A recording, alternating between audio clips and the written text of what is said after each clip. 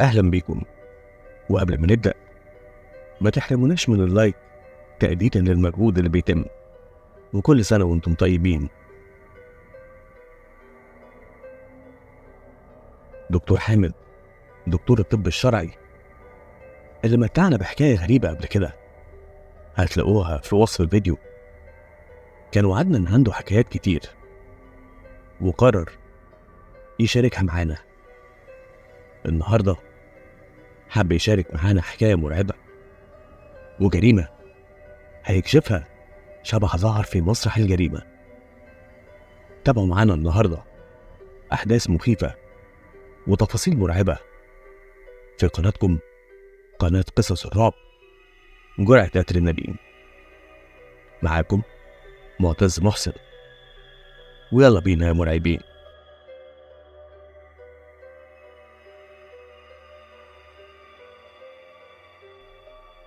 كانت ليلة شغل عادية جدا، لسه واصل وحاسس إني مش فايق. دخلت المكتب عندي وحضرت فنجان القهوة وسرحت في حاجات كتير. قطع الهدوء ده صوت موظف الاستقبال في المشرحة وهو بيخبط على باب المكتب وبيقول لي استلمنا حالة جديدة النهاردة وده الملف بتاعها. كنت حاسس إني كسلان جدا ومش قادر أقوم، بس أخدت الملف وأول ما فتحته وشفت الصور والتقرير بدأت أفوق.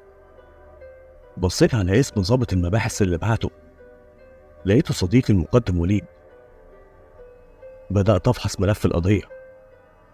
قبل ما أقوم اللي خلاني أتشد أكتر إن الحالة اللي جاية مش جثة، الحالة عبارة عن كفين صغيرين لطفل، ودي كانت المفاجأة.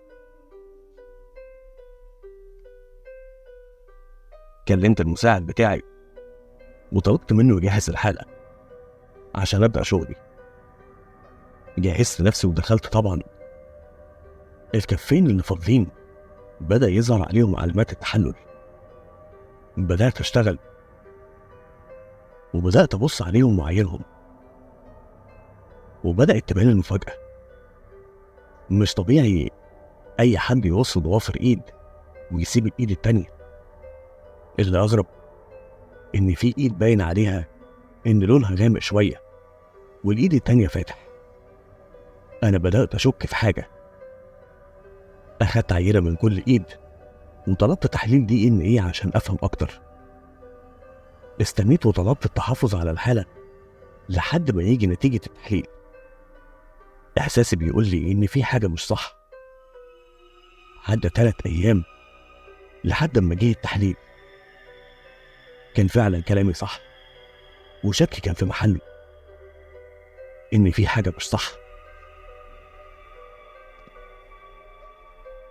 نتيجة التحليل أكدت إن الكفين مش لنفس الشخص، والتحليل أكد إن العينتين دول لبنتين صغيرين عندهم من 6 ل8 سنين، وإنهم توأم إخوات. المفاجأة كانت صادمة بشكل كبير جدا. جهزت التقرير بتاعي ورحت بيه بنفسي لصديقي ضابط المباحث المقدم وليد. وصلت عنده المكتب من بدري، طبعا كان لسه ما جاش. أول ما دخل وعارف إني موجود في المكتب لقيته بيقول لي بكل سخرية أهلا، واضح إن الحالة اللي بعتها لك وراها موضوع كبير، وإلا ما كنتش هتيجي بنفسك من بدري كده.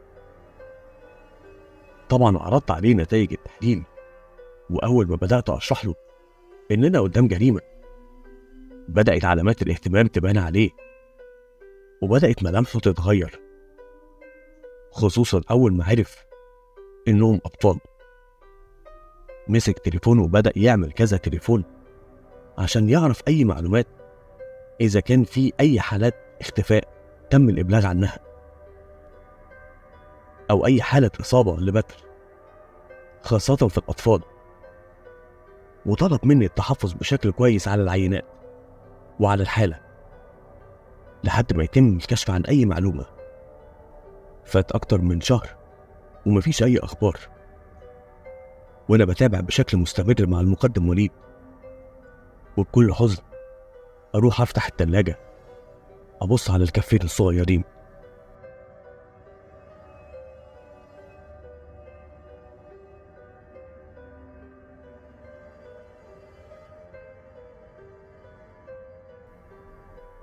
كنت في ليلة سهران ومكتبي قريب من تلاجة الحفظ، سمعت صوت تخبيط جاي من التلاجة. ده شيء مش غريب في مجالنا إننا نسمع الأصوات دي أو نسمع صوت التخبيط ده. جريت من مكتبي عشان أروح أعرف فيه إيه. كان في صوت صراخ لأطفال صغيرة جاي من التلاجة. أول ما فتحت التلاجة كل حاجة هديت، كأنهم عايزين يقولوا حاجة.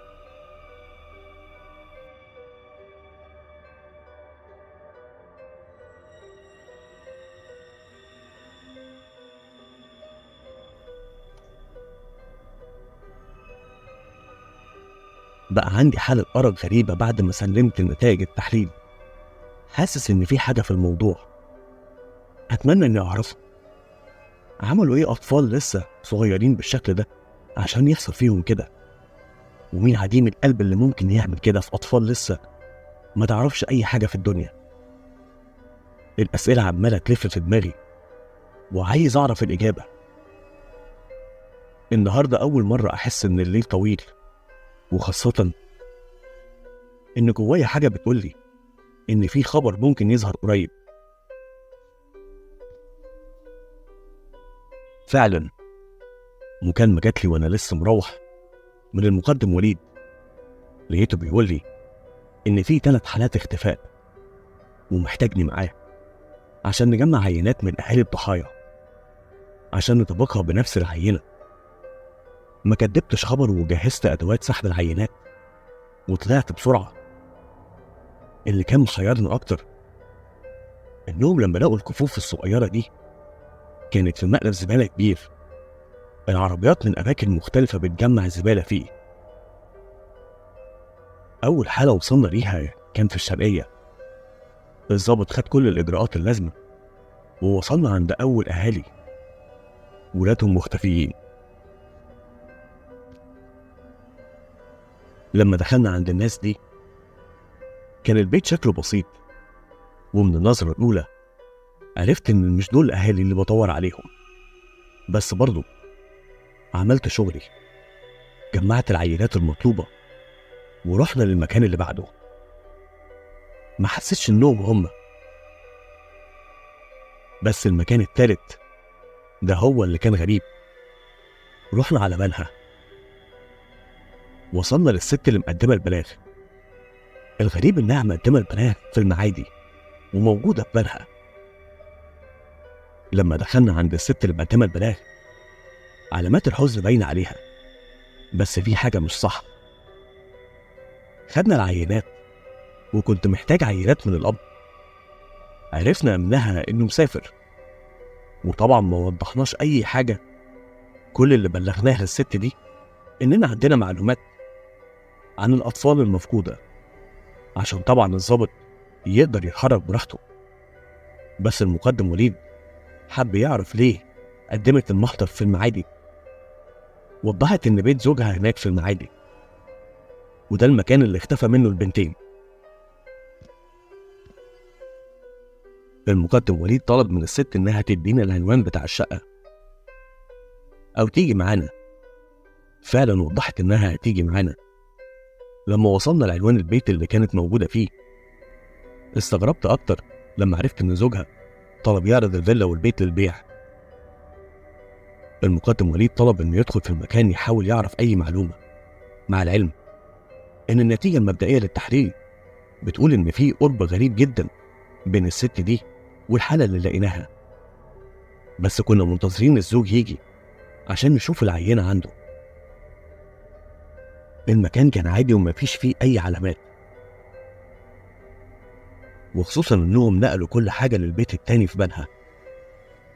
حاجة جوايا قالت لي خليك ما تمشيش. طبعا لما عرفت إن البيت معروض للبيع سألت إن ممكن أجره لمدة كام شهر على الأقل.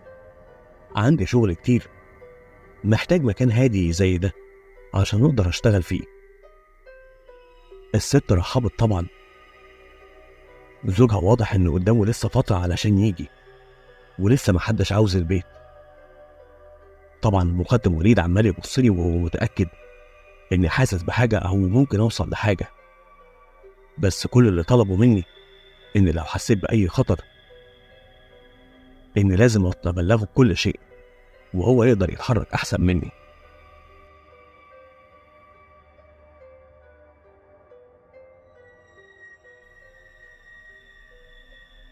وصلت للبيت والبواب كان في انتظاري ومعاها المفتاح. البيت كان في أحد أحياء القاهرة الراقية في المعادي. البواب طول ما هو معايا عمال يبصلي وعمال يسألني: هو أنت جاي هنا ليه؟ واشمعنى البيت ده؟ طبعا ما ردتش عليه لأني أنا نفسي مش عارف السبب، ده مجرد إحساس. البيت كان واسع جدا ومساحته كبيرة، خدت فيه لفة. طبعا كان معايا شوية كتب من اللي بحب أقراها، ولقيت كنبة موجودة هناك. طول ما أنا هناك حاسس إني مش لوحدي، وحاسس إن في حد موجود في المكان، وكل شوية أقوم أخد لفة هناك وأرجع أقعد أقرا تاني لحد الليل ما جه وكل حاجة اتقلبت. الدنيا كانت هادية في أول الليل. بعد كده لقيت أصوات رجلين عمالة تجري وتخبط في كل مكان. مفيش اتجاه محدد للصوت، الصوت جاي من كل حتة، لدرجة إني قلت إن الصوت ده جاي من عند جيران مثلا في بيت جنبنا ولا حاجة، أو حتى من بره. ما ركزتش كتير ونمت. اللي صحاني إيد صغيرة كانت بتلعب في دقني. قمت مفزوع من النوم، بصيت في كل حتة ما لقيتش أي حد. بدأ إحساسي يتأكد إن في حاجة غلط، وإن شكي ممكن يكون في محله. لما خرجت من البيت قابلت البواب بره، سألته عن الجيران اللي حوالينا، لقيته بيقول لي إن المكان فاضي ومفيش حد موجود فيه.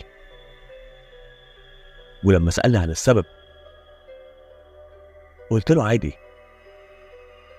وما ردتش عليه كتير وما اتكلمتش وأنا دخلت معاه في أي تفاصيل. خرجت وأنا في طريقي للشغل، المقدم وليد اتصل بيا وبدأ مكالمته بطريقته الساخرة زي كل مرة، وبيقول لي: صباح الخير يا صائد الأشباح. طبعا ضحكت وقلت له: بطل تريقة، انت عارف انا كذا مرة احل حاجات كتير بالطريقة دي. حكيت له على اللي حصل معايا في البيت، واني هرجع تاني بالليل عشان افهم اكتر ايه الحكاية. خلصت شغلي ورجعت تاني على البيت، وعملت حسابي في شوية حاجات لزوم السهرة اللي هقعد بيها طول الليل في المكان ده. اول ما وصلت دخلت وقمت مريح شوية على الكنبة. بدأت اصوات الرجلين تجري في كل مكان. انا قمت من مكاني وفضلت الف في الشقة كلها بحاول اوصل لمصدر الصوت. طبعا كان في اماكن وغرف ما فيهاش اضاءة كافية، وانا عمال الف زي المجنون. لقيت خيال لبنتين صغيرين. انا اتجمدت في مكاني من الخوف، معرفتش اتكلم لثواني. لقيتهم بيقولوا لي بصوتهم الصغير: ممكن ما تضربناش يا عمو واحنا مش هنتكلم. قلت لهم: ما تخافوش، انا مش هاذيكم، بس انتوا فين عشان اقدر اساعدكم. لقيتهم جري هما الاتنين ودخلوا في اوضه من الاوض. طلعت تليفوني ونورت بيه لان المكان ما كانش منور قوي. دخلت جوه لقيت الخيالين واقفين جنب حيطه وبيشاوروا عليها. فجاه الخيالين اختفوا من قدامي مره واحده. فضلت واقف افحص الحيطه دي وقعدت ابص عليها كويس. لما خبطت على الحيطه حسيت ان وراها فراغ. اتصلت بالمقدم وليد وقلت له يجيب كشافات ومطرقه كبيره. طبعا الوقت كان متاخر وكان متضايق جدا من مكالمتي، بس سمع كلامي وجه. لما وصل كان متضايق جدا اني جبته في الوقت المتاخر ده، ولما حكيت له على اللي حصل استغرب جدا وخبط على الحيطه بنفسه وبدا يكسر بالمطرقه عشان نشوف الكارثه. البنتين الصغيرين مدفونين في الحيطة. الدنيا اتقلبت، وطلب قوات تيجي تحضر معاه في المكان وعربية إسعاف لنقل الجثتين اللي احنا لقيناهم. كده القضية بدأت تكتمل، مش فاضل غير الجاني. رحت أنا والمقدم وليد على أم الطفلتين، كانت مستغربة جدا من وجودنا عندها. بلغناها إننا لقينا الطفلتين. الخبر بالنسبة ليها كان صدمة، كأنها مش عايزة تعرف مكانهم فين. بعد المقدم وليد مواجه الأم بالأدلة، الأم انهارت واعترفت بالجريمة اللي عملتها. اعترفت بجريمتها البشعة. الأم كان ليها عشيق بيجي البيت في السر، والبنات عرفوا بالموضوع، وعشان تداري على عملتها قررت إنها تخلص منهم. عشيقها كان عايز يقطع الجثث ويفرقها عشان محدش يتعرف عليهم، بس معرفوش يكملوا فخبوهم بالطريقة دي. الجريمة كانت صدمة بكل التفاصيل، ونهايتها توجع القلب. نتمنى تكون الحلقة عجبتكم، واستنونا في حلقات تانية. شكرا لمتابعتكم.